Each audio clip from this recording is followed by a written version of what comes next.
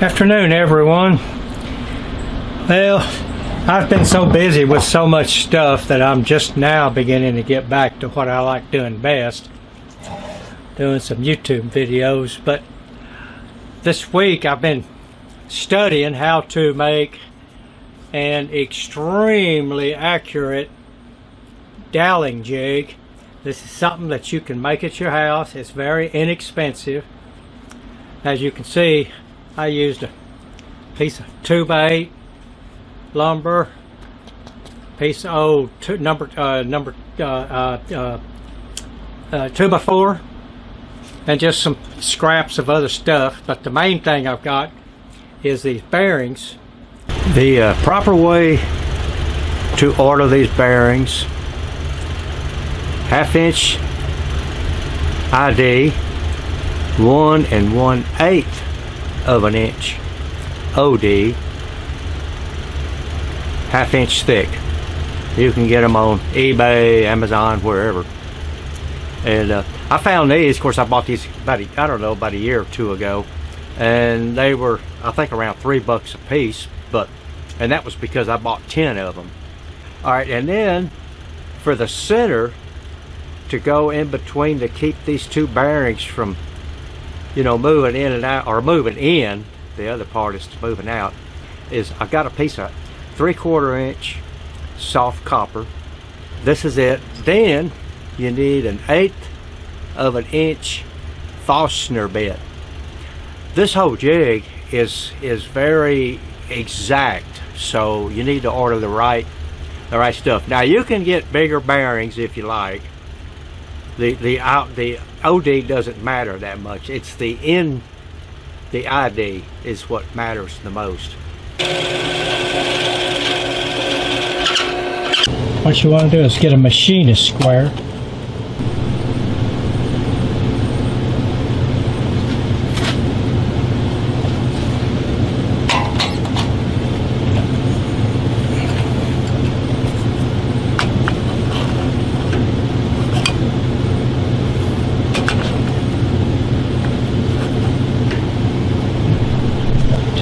Touch it up against there. Of course, with a drill bit, you're going to have a little bit of light showing where the flutes are, but in overall condition, this one looks pretty good.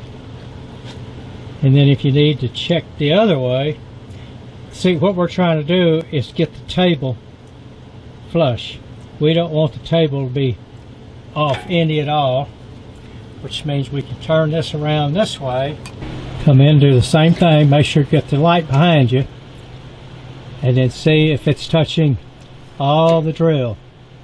So if that's the case, then you know that this drill and the table is within exactly 90 degrees. That's what you want. Okay, this is the one that's going to be for our 1/2 inch drill bit. Okay, we put this in here, and you always want to make sure it's a good fit. I already know the distance from that bearing to the back side of this bearing is about 13/16. So we just drop that in there. It really doesn't matter where it goes. All it is just keeps the two bearings from going together. Put this in, and then there you are. Okay, now what we do is we put these two plates, this one goes here. Just to kind of give you an idea of what I did, I'm going to turn this over, put it on backwards. With this straight like that, since this is aluminum, you want to try to do everything in aluminum.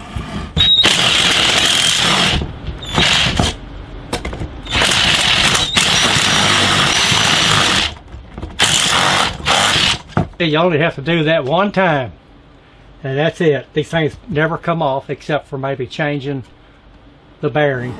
And of course, this has to mount on here, and you have to make sure, as long as this point and this point to where your lumber goes up and stops against it has to be exact. There is no ifs, ands, or buts. Has to be exact. The same way with this way. You have to make sure it's exact. We're going to go over and dowel this and the other piece just to show you how accurate it is.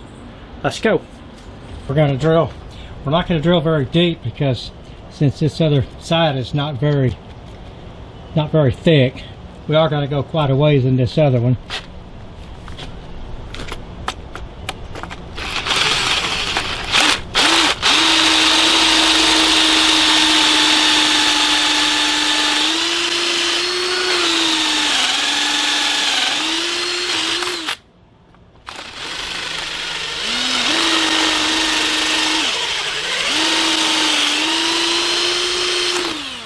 Now you want to make sure you come all the way up.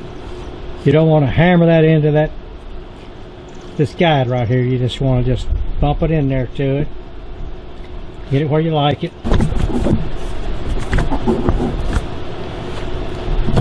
Okay, now you want to make sure that you're flush against there. That's very important.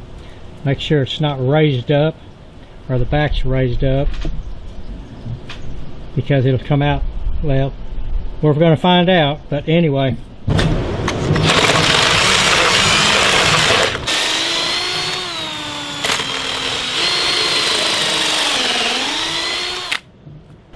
Okay, let's get some dowels and try it.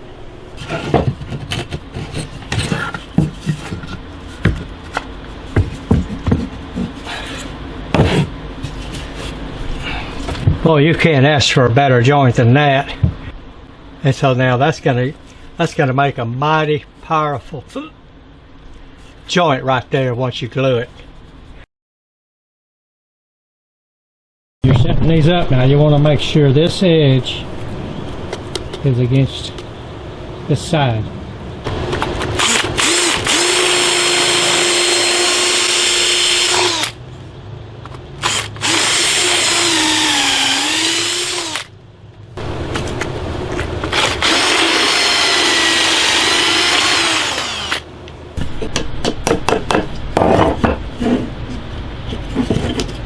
Get that one started.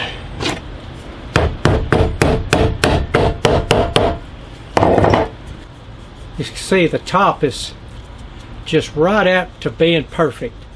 I mean, you really couldn't ask for anything better than that.